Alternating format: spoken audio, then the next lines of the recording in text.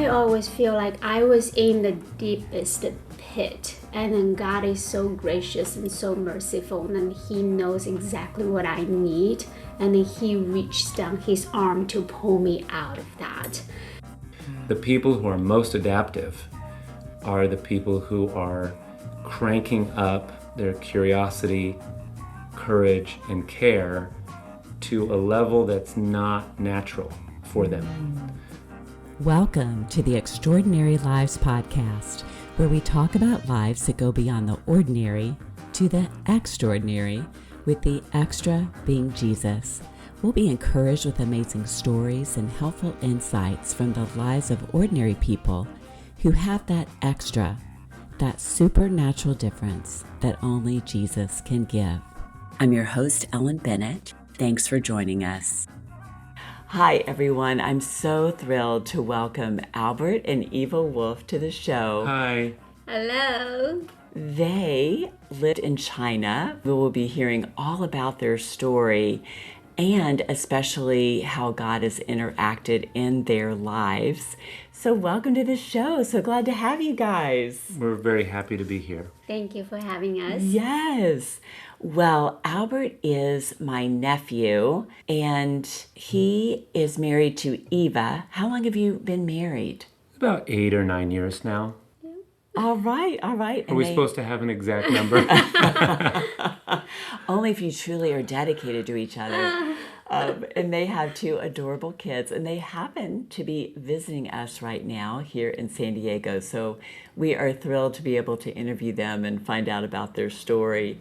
So first of all, tell us a little bit about you and your backgrounds. Thank you. It's so nice to be here. I've listened to the show, and it's great to finally be on it. Yay. So we don't get over to the United States that much, and it's fun. We're all sitting in the same room here, recording this in California. So I grew up in the United States. I went to college in Southern California, and then I just went straight over to China after graduating. Back then, this was the early 2000s, you could just get a job teaching at any university with no experience and only a bachelor's degree. Wow. And so that's what I did. I just went straight over there. My plan was to stay 3 years, and this is now 20 years later. I couldn't figure out a good reason to leave. Especially after you met Eva. That's right. So why don't you tell your background, dear? I was born in China and grew up in China. I met Albert in Guangzhou, where I graduated and then worked, and that's it. Yes, that's great.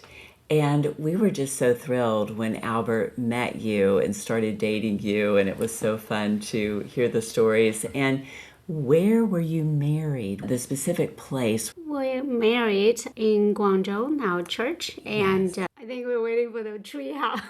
That's right, that's where we're married. You're supposed to say treehouse. Tree house. I guess Guangzhou and China, yes, church is not an exciting place, but tree house. Yes. We got married in the tree house, yeah. Yes, that is so fun. I've loved seeing the pictures from that. Okay, so let's back up a little bit.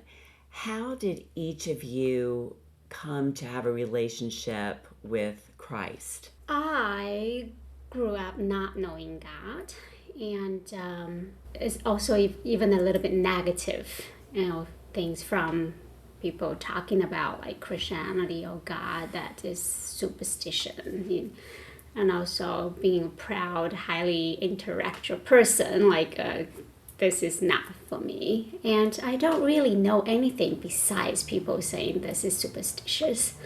But I had tough times and difficult years, and I don't understand, like a lot of things going on in life. I feel life is kind of like meaningless and hopeless. So I was seeking something. But but nothing happened until a couple of years after I graduated, and I was just in those darkest moments, I heard a voice ask me to read the Bible and to go to church. It's all from the voice at different times. So first read the Bible, and then I heard the voice about going to church, and I find the church.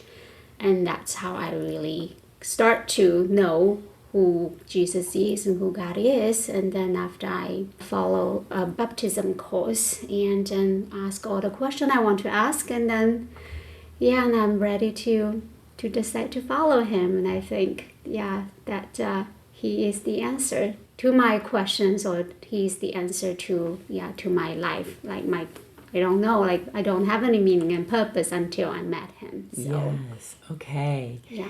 And when you were told by this voice to read the Bible, did you know really what the Bible was or what church was? No, I have no idea. I have to, Google it.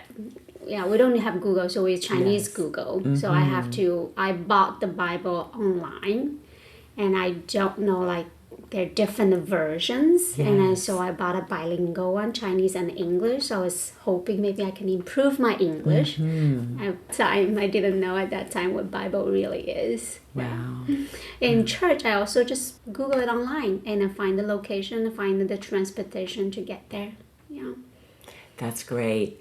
And tell me a little bit, Eva, you were feeling very desperate, hopeless, and then you heard that voice and then later became a believer.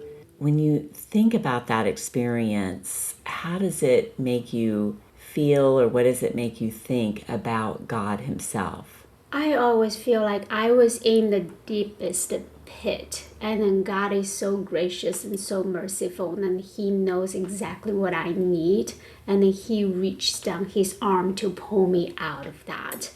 And I know how proud I was, and I know if there is anybody who can talk to me or share gospel with me, I might not be open, and then I feel like he is just so, so gracious to me, like to know, like I'm a little stubborn kid, he has to use this way to reach to me. So I'm very thankful. That's really wonderful and so inspiring to me too, to hear about God reaching you in that way. It makes me think too of Psalm 103 that says he brought me out of the pit. Yeah. I love that psalm. So, and Albert, how about you? How did you come to know Jesus? Oh, I wonder if I could just point out something about her story. Yes. There's a number of unconventional things about Eva's story that she forgets are unconventional. And so I'm just going to chime in if I may. I mean, besides hearing a voice on 2 different occasions telling you, and a lot of times people, such as me, when I first heard the story, will ask, was it English or Chinese, the voice? Was it a man or a woman's voice? Yes. So I think those are interesting details. Yes. Yeah, I think it's like a whispering. Yeah, I think it's more like man's voice. Yeah, I think more like a man's voice whispering. Yeah, I probably would be Chinese. I wouldn't know like a Bible in Chinese, what is it, or like if I say, okay, go read the Bible, then I probably wouldn't know like what is Bible even. Yeah. Your English wasn't that great at that time. Wasn't. That's why I have high hope that at least I can learn English. Yes. Just the bilingual. Sure. Yeah. So I never heard the Bible as a word. Yeah. So I think that's already kind of remarkable. Yes. The next thing I think is remarkable is the very first sermon you heard. Yeah. The very first sermon I heard, I remember, is talking about sin. So I always grew up feel like I am sick, but I don't know what happened. I just know like the deepest feeling of meaningless, and then I don't know why I'm here. Like I must have some mental illness, and then there are some emotional breakdowns, and I don't know, like just can't function well. So I think I'm sick. But then when I heard the sermon about sin, like we all, are sinners, fall short of God's glory. And to me, like that's just, wow, now I know what's my illness, what's the disease, the name of the disease. And I heard about Jesus, and Jesus is the answer to that. So now, not only know the illness, there's a healer, and then there's a healing there. And there's a way, there's medicine, there's a way out of it. Yes. And so that is just really speaks to me. I feel that's a message for me. And I often feel like I am only one that who is ill, and then I have to hide, right? Yes. And it says, who all are sinners. And then so like I said, oh really? Everybody is sick. And so yeah, that is my first message that I heard. And then to me it's just, wow, okay, a stone like fell off my heart, like, okay, now I can face. Yeah. Wow. I mean, that's great. I mean, what do you think? What does that sound like listening to you? Like the first sermon was this like hard hitting, we're all sinners Yes, thing. yes. And her reaction is, oh, thank goodness. I'm not the only one. But I mean, I feel like in some churches there's like that sort of cautious, like So true. let's frame it positively. Yes. Which is the opposite of what Yes. she heard, but it was such good news. It's I the mean, nature of the gospel. Yeah, I mean, that is just, we all know that there are this good I want to do, I cannot do. And then Yes. the bad I don't want to, I keep doing it. Like that's somehow I was being struggling. And so that must not be right. Yes. Yeah, so I guess that's kind of like definition of this too, right? Yes. Yeah. Nature. Interestingly enough, was raised in a religion that believed everything was perfect already, that there wasn't sin. So I really relate to your story because it was when I found out I was a sinner and that was part of life and part of learning to trust in God, that it, one, made sense. Oh yeah, we are all sinners. We're all not perfect. And two, it was such a relief for me too that I didn't have to try to be perfect or appear perfect because it wasn't that I was just like God already, that I had arrived, but that I was a sinner who needed to be saved. So I can relate to that relief. That's so fascinating and just wonderful and extraordinary, really remarkable. It really is extraordinary because you're the only person I know who came to read the Bible, go to church, and eventually put your trust in Jesus without knowing any Christians personally. That's right. And this is sort of the final punchline of her story. Later, after attending church for a while, there's all this emphasis on the Great Commission. We got to go out, we got to share the gospel. And why don't you tell your reaction to that? Well, I came to church and to know the Lord all by myself. Not by myself, like God talked to me. Like I thought God talked to everybody. Yes. It's not like other people inviting people to church and to read the Bible or to join them and then start to meeting the Lord. So that's kind of like matters. Well, that's a great commission in the Bible, but that's my commission. Like I'm part of that, doing that. Yeah, I thought God just does it all by himself. Yes. Yeah, Oh at the my beginning. goodness, I love that. You can kind of imagine this evangelism training or something. Yes. Any questions? Yes, Eva, what's your question? Why? Oh, that's so great. Yeah. Oh, I love that. That is really, really funny. Well, we in the U.S. hear often of stories of God meeting people in dreams or visions, but you are the first story I'd ever heard where that had actually happened to someone I know, and that just made it all so exciting. It just brings a whole new dimension of God, his character, but also his care for each one of us. Yes. And he is going to reach us because he loves us so dearly. So, wow, thank you for sharing. Thank so you. Fun. Yeah. Yeah, I have basically the opposite story. Okay. I grew up hearing about God every Sunday in the church and every day in my home. My mom was an excellent Bible teacher, and we memorized scriptures and the books of the Bible when we were 4 years old or something. So I definitely knew who God was, what Jesus had done, all that. And I was very hesitant to put my trust in Jesus. And I remember my dad one day asking a question I to this day ask other people, what are you waiting for? And I didn't really have a good answer to that. It kind of put me on the spot. And it's a good encouragement that asking people questions really helps them think. Yes. It's sort of a preview of where my career has ended up here. Yes. But it really bothered me that I didn't have a good answer to that. And one day, I remember which house we were living in Arizona.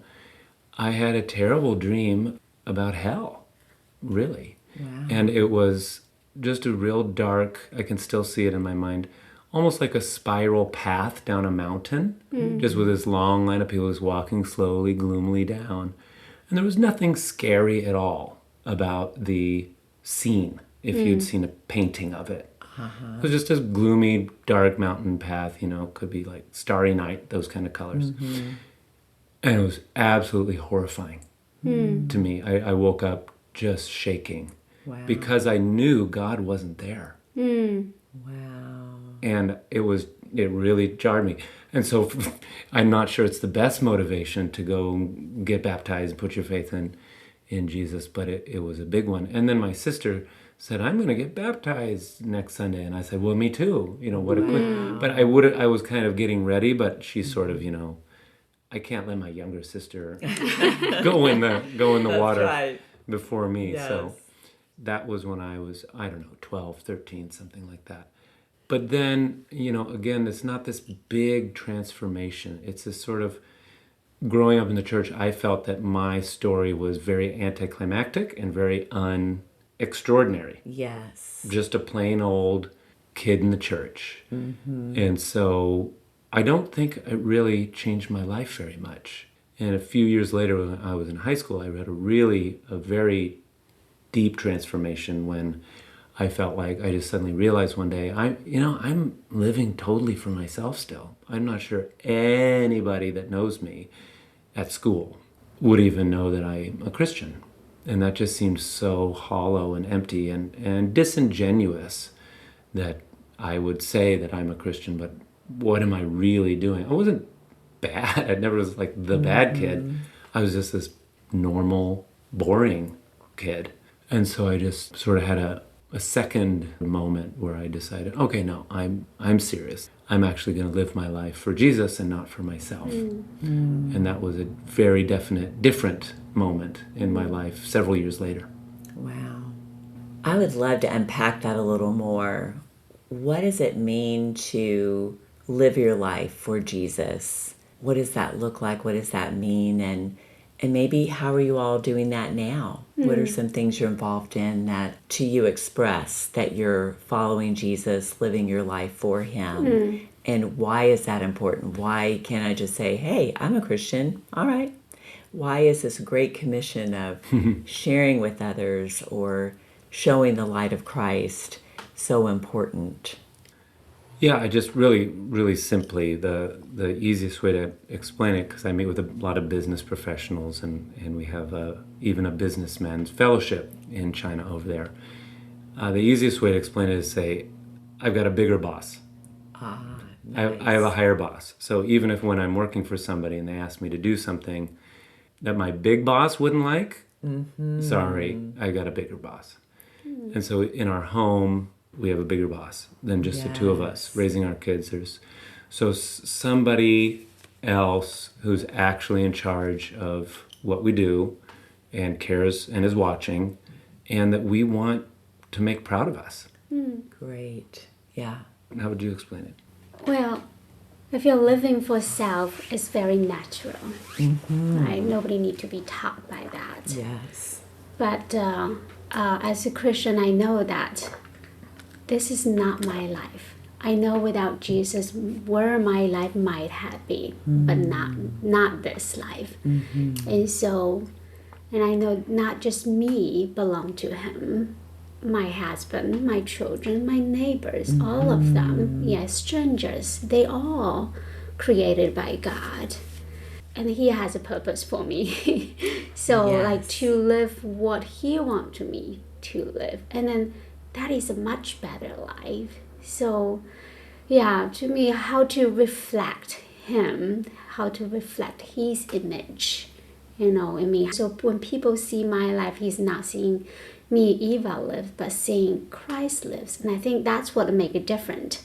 It's not like what skills I have, what kind of personality, what kind of person I am. I'm doing this good job and that thing. And there's so many people out there I know who don't know Jesus, are wonderful. Great friend, great parents, Yes. right? Great co-workers, great ethics, moralities, all these things. But what was the difference between Christians and non-Christians is Christ in us. So in good days, in bad days, on mountains, in valleys, maybe not big things, even the little things. We're giving praise to Jesus and for what he has done in our life, not like I take this credit because I am so awesome, so good, so that I have achieved this. Oh, this is a heavy burden. Like I'm going to try all my best to do it, to work it out. Or I say, I know, God, you are here with me. Like, please empower me. Give me the strength to take this, to walk through this valley and difficult times. So I think that's what made the difference. So that's what I feel like would mean to live for the Jesus every moment as belongs to him and what he would want, for me, to reflect him. That's great. I think of the fact that if he truly is the creator and this is his kingdom, then he has created the best ways for us to live. He knows what's best, and he so wants us to follow his ways, whether it's being kind and patient with others, forgiving. And there's a whole other kingdom than the self-kingdom, that self-focus. So I love those points that you're bringing out. God gives us purpose. He's in us. He wants to work through us. We want to please him because of all he's done for us. We're so grateful and to be his ambassadors. He's boss. He's the boss. I love that. I like that. He's the big boss, and he's going to win. I just want to add one more thing because there's a downside to calling him the bigger boss, which is he can feel like a sort of a cosmic taskmaster. There's a hilarious, although not recommended for children, TV show called Taskmaster, where people are just doing meaningless stuff. Oh my goodness. For some big boss. And I think the other dimension we have to add is the good father. Yes. And there's so many people listening to this show who did not grow up with a good father. And I did, you did. And that idea that you're trying to please him, but not to keep not your as a slave, not to keep your position in the family secure, but you want to roughhouse with him, and you love being around him, and you want to show him your new crayon drawing. I have my own kids now, and so I can really relate to that.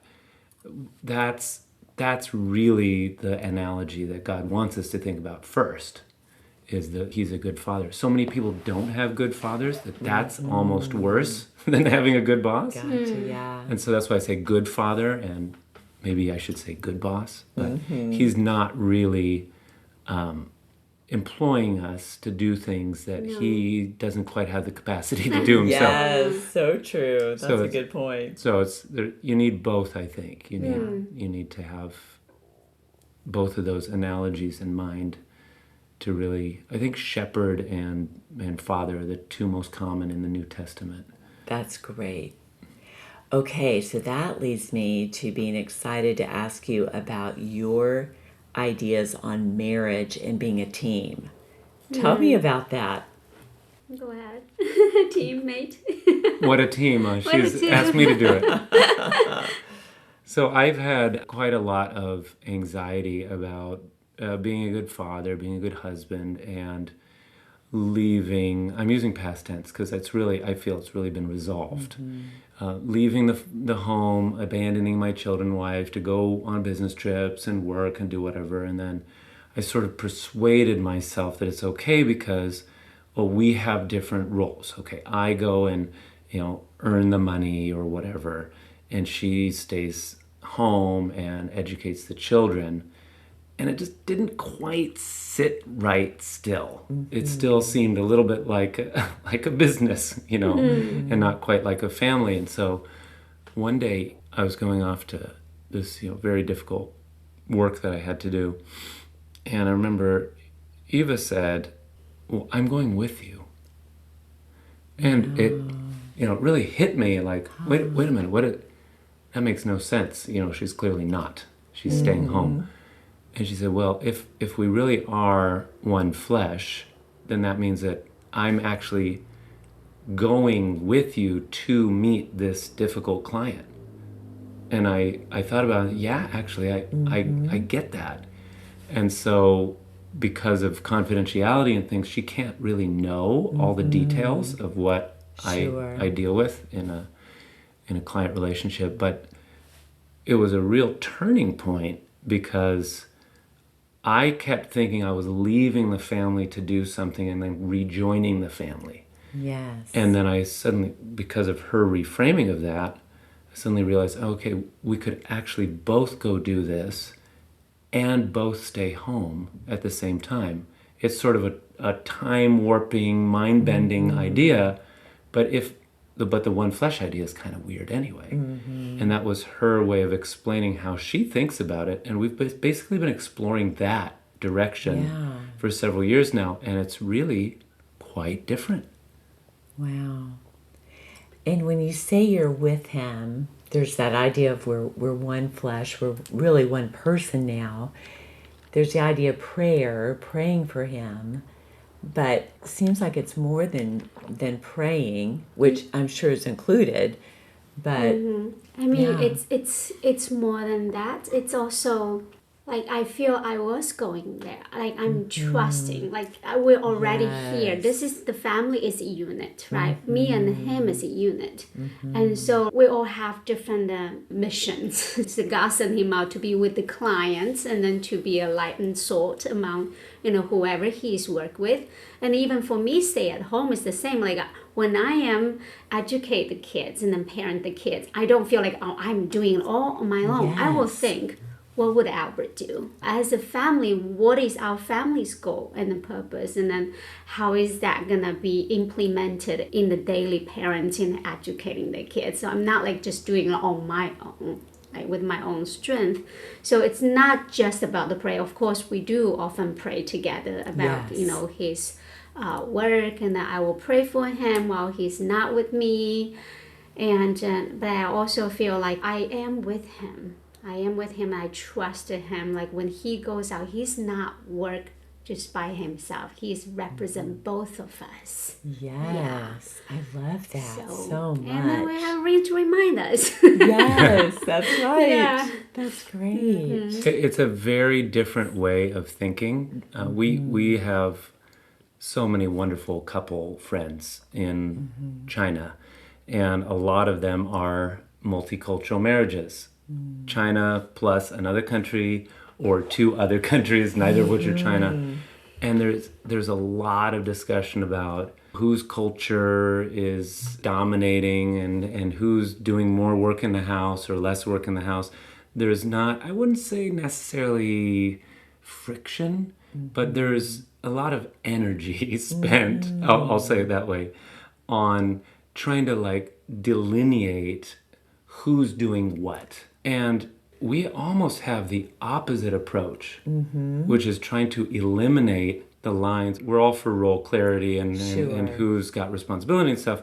But as far as the emotional commitment to something, I really don't feel like she's saying that's his thing that he goes to do. I mean, even an extreme example, like I have a monthly phone call with my family, which she just basically never joins because it's too long and it's the wrong time of day. And I mean, that's pretty much just me doing that. And even that, I don't feel like she's, that's his thing that he goes and does. It still feels like we're doing it together. And it's very hard to explain this. We don't have a lot of practice talking about this. Yeah. It's somehow just, I don't know. It's just like God just made us to be one flesh. I do feel like it's not just a saying. We need to be one flesh. It is almost like when God created the world, says, "Let there be light," and there's light. And so I feel like when we were get married and say the husband and wife become one flesh, and then we literally become one flesh. It just feels like that. And then we think and we That is so interesting. I'm thinking of the fact that a lot of times I'll think, oh, these are my personality traits that are so different than Steve, my husband's personality traits.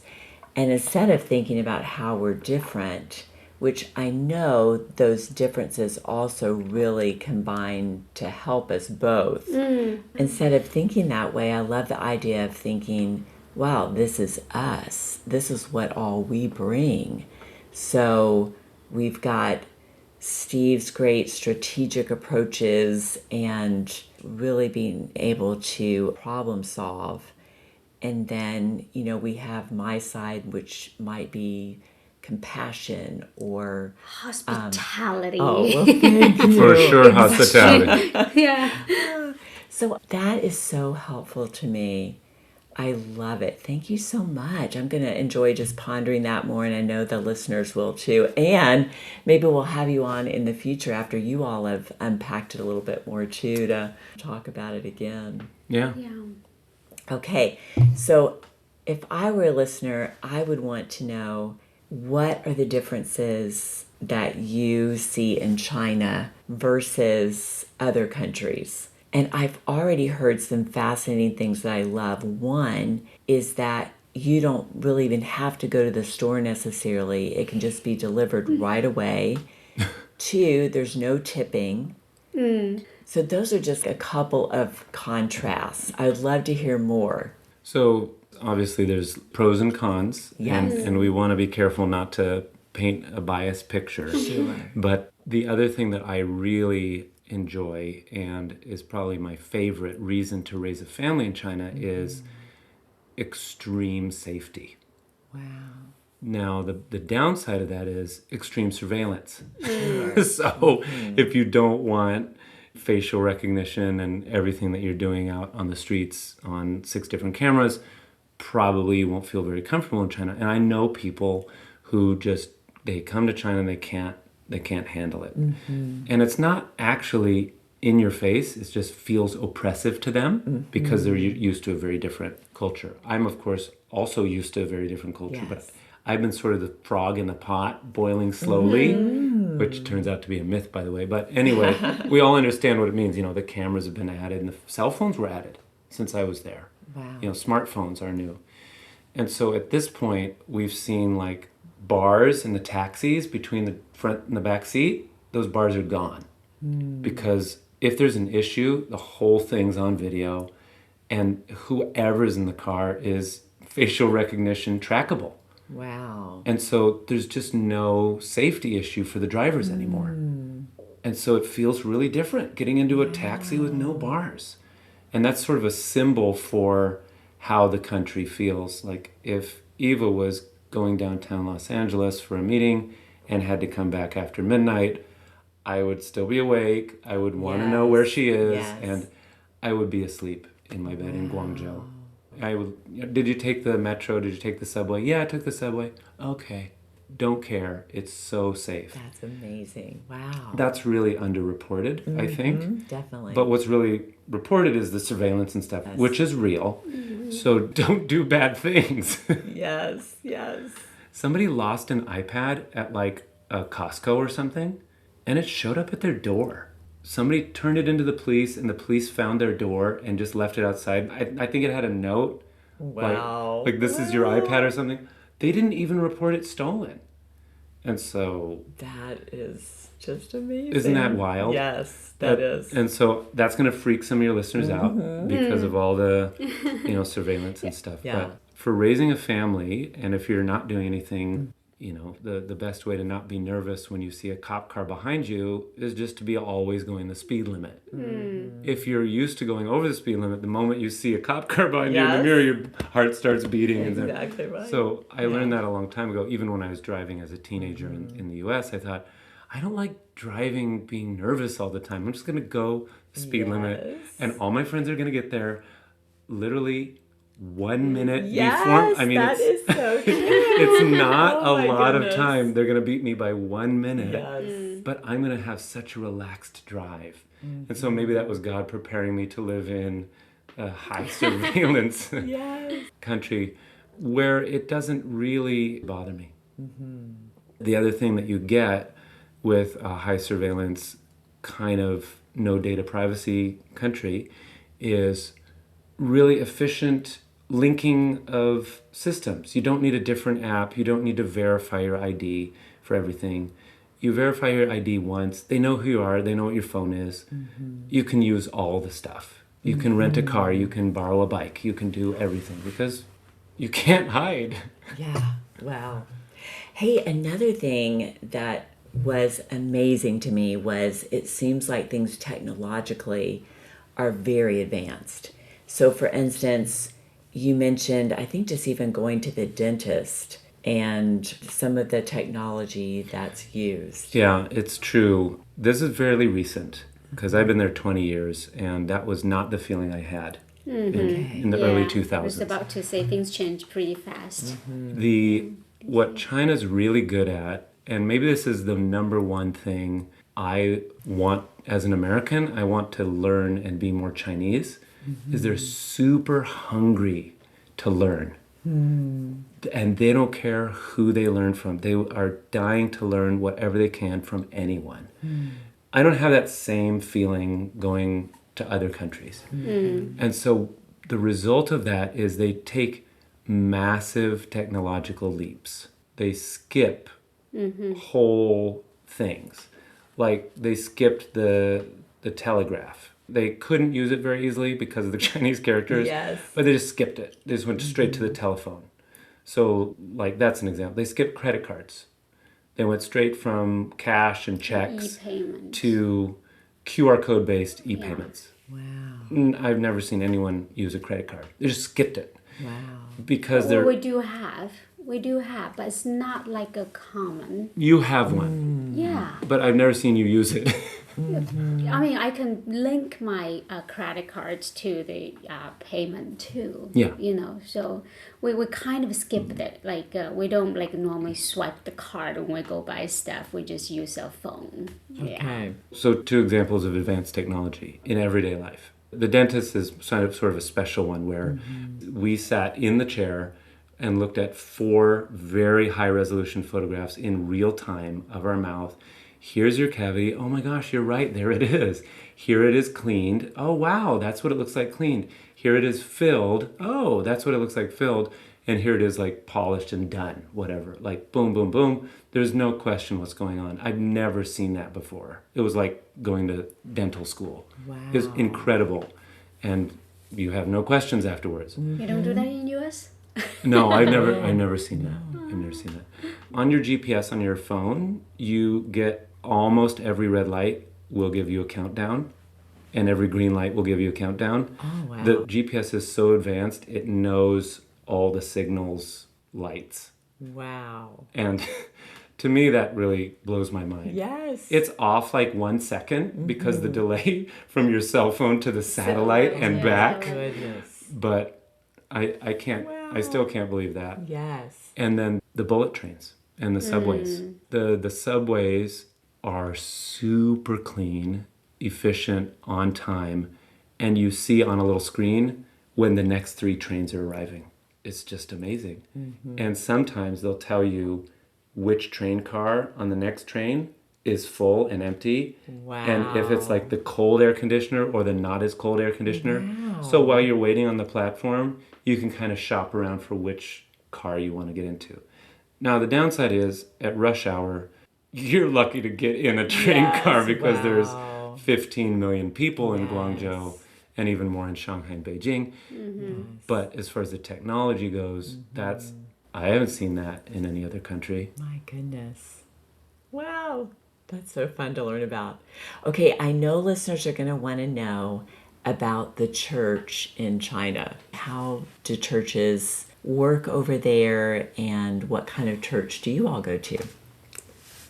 Yeah, we go to international church, has an international church license by the government. Okay. Yeah, but our attendees were from all over the world.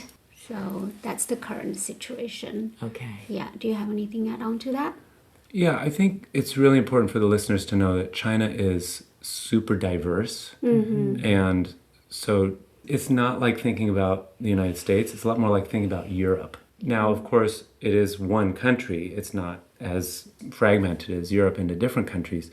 But everybody will have their own dialect and their own culture and their own, like, 3,000-year-old traditions, which we can't really relate to that. Yes. I mean, Idaho and Tennessee, and we've got 250 years we're celebrating this year, but we're not going to say that this is the way we speak in Idaho. There'll be a few words and phrases, right? And there'll be like roosters in the kitchen for the South, but there's like that times 1,000. And so the church is also really diverse in China. So it's very hard to talk about China as a place even. But generally speaking, there are 3 categories of churches. Okay. And so category 1, I'll call it 1 because that's the one we go to. Okay. It's called an international International fellowship. Yeah. Fellowship. And there's a church license. There's rules that the government approves a location, usually a 5-star hotel, because they're very advanced, good facilities. And you cannot go if you're Chinese. Okay. You have to have a foreign passport or be married to a foreign family. And so that's called an international church. The reason Chinese can't go to it is the second type of church is the official China church, Chinese church. So this would be analogous to the Church of England. Okay. And so the Chinese government has sanctioned and approved seminaries and churches with people trained in those seminaries. And it's a whole system and it's working. And there's church buildings. You'll find them all over the place, even little tiny towns. Yeah, I was baptized in one of those churches. Okay. Yeah, I find it online, the location, and then going on Sunday and find the service time, and then started my journey. Interesting. All right. The third kind of church is what I will politely call on your podcast the unregistered churches. So they are running without a license. Okay. In recent years, there has been some movement towards trying to get licenses for them. Like figure out how we can, because the Chinese government's opinion and stance is, you have these other 2 types of churches. Why do you need to go off the books and run your unlicensed churches? Please just move all of those activities to either type A or type B. Okay. Of course, the pushback is, well, they're not really doing the right things, or we don't fit there, or, all the million reasons that people have. And so there's currently not a great way to get those churches licensed and registered. So that's the real tricky thing in China. And so we know some people associated with those. We go to a licensed church because we're fairly high profile, we're fairly easy to find. And so that's where we want to commit our energy and our time. So I think the listeners should be aware of the 3 types of churches. Even though China is very big and diverse, that generally still applies. But you'll find places where there's a 4th type or a 5th type. And like, really? Well, yeah, in this town, we just have this. Okay, I didn't know that. So even though it's generally that, it's not 100% across the whole country. Okay, very interesting. Okay, I have 2 burning questions that I would love to ask. One is Eva, I know, has a degree in marketing, was a marketing professor, and taught negotiation. What does negotiation look like in China? And what are some top negotiation tips? Yeah. Well, I think a lot of Chinese are very, very good negotiators too. Yeah. And my negotiation started when I was kids with my dad. He's running his family business, and so I basically learned, observed from him. And I would summarize about negotiation is like how do we no matter how many parties together to find a way to create a bigger value. Okay. And so to create a win-win solutions. That's my whole summary about negotiation. Okay. That's how do we use those resources we all have and then creatively finding the new win-win solutions. And then that every party will be happy and benefit from that.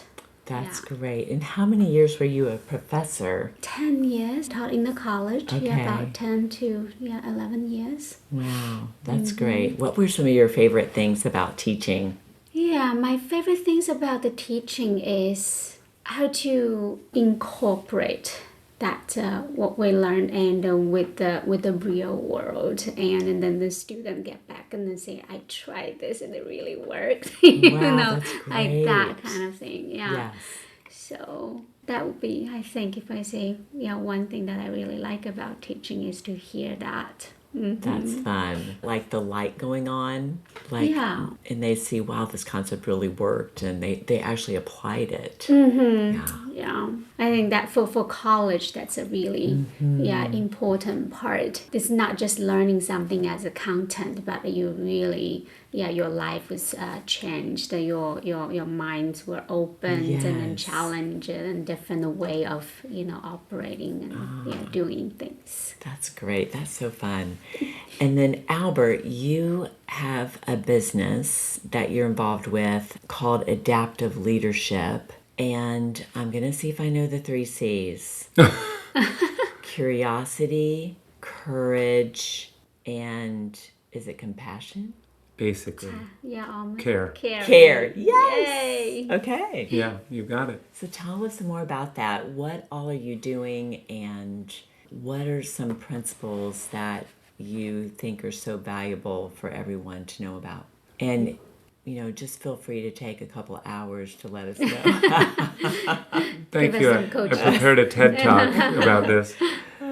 Yeah, it's a really exciting team of leadership coaches and facilitators around the planet here. Started out in Asia, but we work in Canada and United States and some in Europe and Australia, New Zealand, India, and Japan.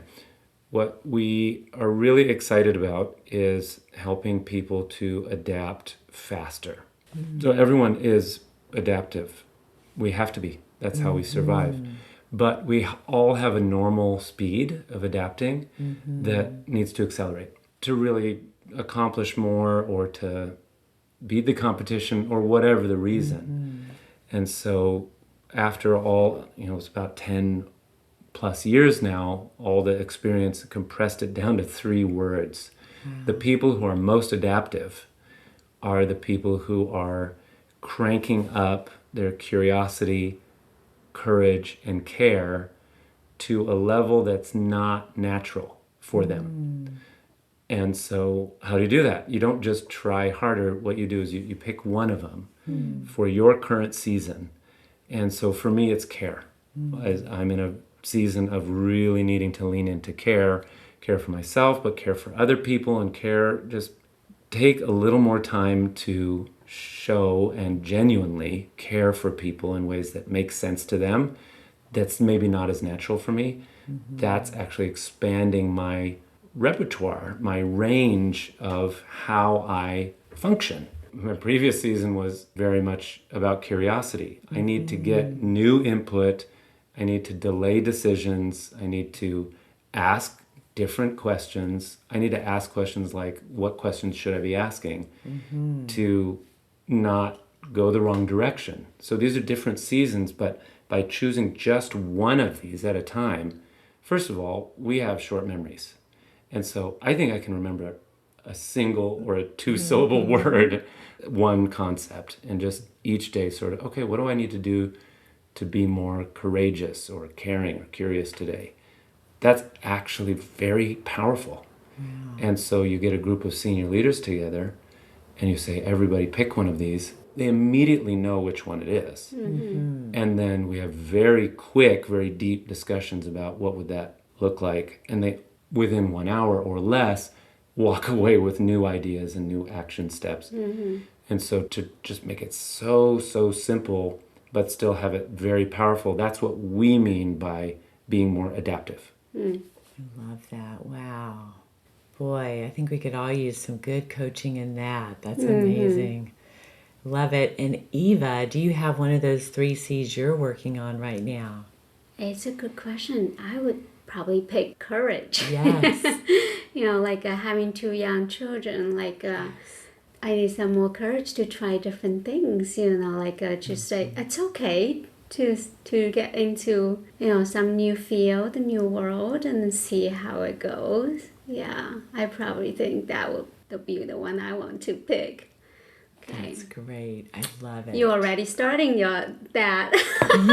Yes. This has been a year of courage for me, like taking up the French horn again, teaching a class I wasn't accustomed to teaching, which required also a lot of caring for the students, and I've loved it. But sometimes being courageous can be very intimidating as well, and having to really keep on going, especially I would say with my French horn, because it's been something that has been challenging in such a good way for me in many ways. So yeah, I can really see that curiosity has become such a big word these days. I think especially in terms of asking people questions. And instead of maybe being offended by what someone says or assuming I know what they mean, there's that idea of be curious, ask more questions, find out more.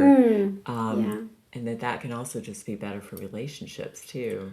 Absolutely. Definitely. I'm speaking to the choir here. Well, and we draw it like a big Venn diagram. So it's like sometimes you can't actually figure out, was that courage, curiosity, or care, or maybe all 3? It's never really separated. Wow. There are times when it gets fuzzy. We separate them just to give a focus. But you're right. Being curious and asking someone a really maybe unusual question can take some courage. And will show how much you care. Wow, that's great. Yes, that's great. Right. Well, I know you have a book, so I will be sure to link the book in the show notes and any other information that you'd love to share. Well, this has been marvelous. Is there any last thing you'd love to share about maybe something God's been teaching you, something you've been reading or pondering?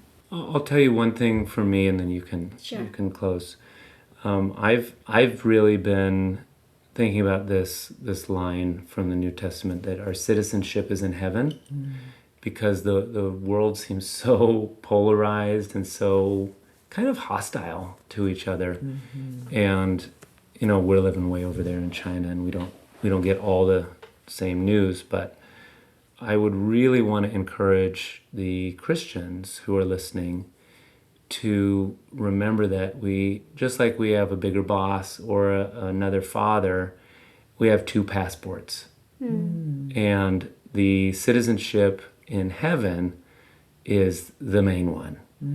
And so that, I think, solves so many problems for me personally. Where do I belong anymore? I definitely feel I don't belong anywhere except heaven. Wow. I feel that's one place I belong. And I'm excited to go there someday, and I'm excited to be an ambassador for heaven, for Jesus, here now. Yeah. And that is, I think, even if you don't live overseas and you're listening to this show from wherever, Montana, to remember you actually have in the bottom of your drawer, you've got this other passport that you don't maybe take out and look at as often as you need to, can help talking to your neighbor, going to the store, listening to the news. You can listen to the news differently if you've got the idea, well, I'm a citizen of heaven first, Yes. And this place, you can roll your eyes, maybe chuckle a bit easier. I love that. Thank you. That's very freeing and such a key perspective to have, that eternal perspective. Yeah, in knowing whose kingdom we're part of. I love it. How about you, Eva? Yeah, I've been keep pondering about pursuing God. That's our theme for this year in our church. And I've been very challenged by reading Tosa's book, The Pursuit of God, too.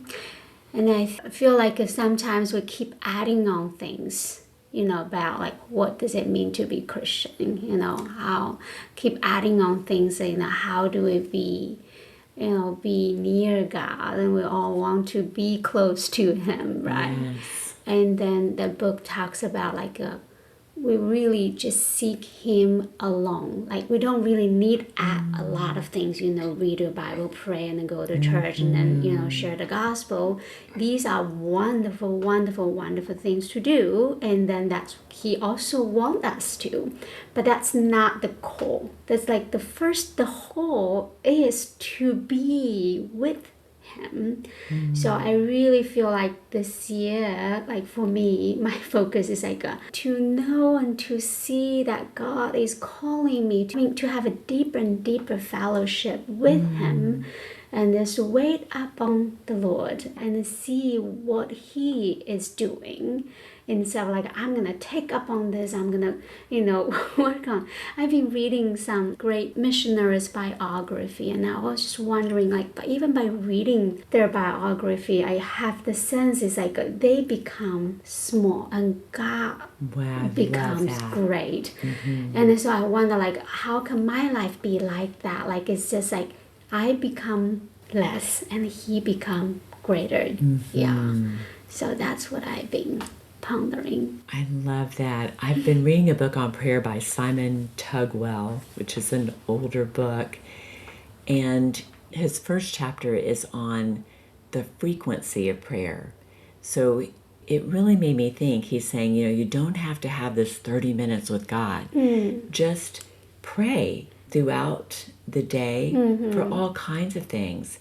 And what that does is it makes you more aware that you are with Him, He's with you. So it's kind of that idea of practicing the presence of God. But I love what you have to say there, that it's about that relationship and growing deeper.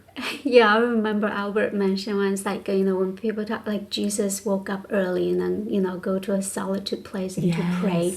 And then the first thing would come to mind, yes, we got to have some discipline, we're going to get up early. Sure, these are very good. Yes. But then forgot, but Jesus really just loved to have that time with His Father. It's that, it's just that is such a beautiful relationship. And it's that's how our fellowship with God, with the Lord, is supposed to be. It's just I desire to, instead of okay, I'm gonna work on that. Yes, I love that. I'm thinking of the words instead of I have to, I get to. Yeah. Exactly. There's so much, I think especially when you grow up in the church like I did, there's so much Christian chores. Yes. Like the quiet time and all of this, and I haven't done a good job recently. But then if you have, I don't know, whatever, a new girlfriend, and the only time you can meet her is at 5 a.m., well, you're happy that alarm goes off. Yes. You're not I've got to get out of bed. Yeah. So why are we thinking that God is happy to be a chore? I don't think He is, and I don't think we shouldn't settle for that. That's not the right approach. That's great. I think that's a great thought to end on too. So thank you two so much for being willing to share, and love you guys. Thank you. We love you too, and we're so happy to be here. Yeah.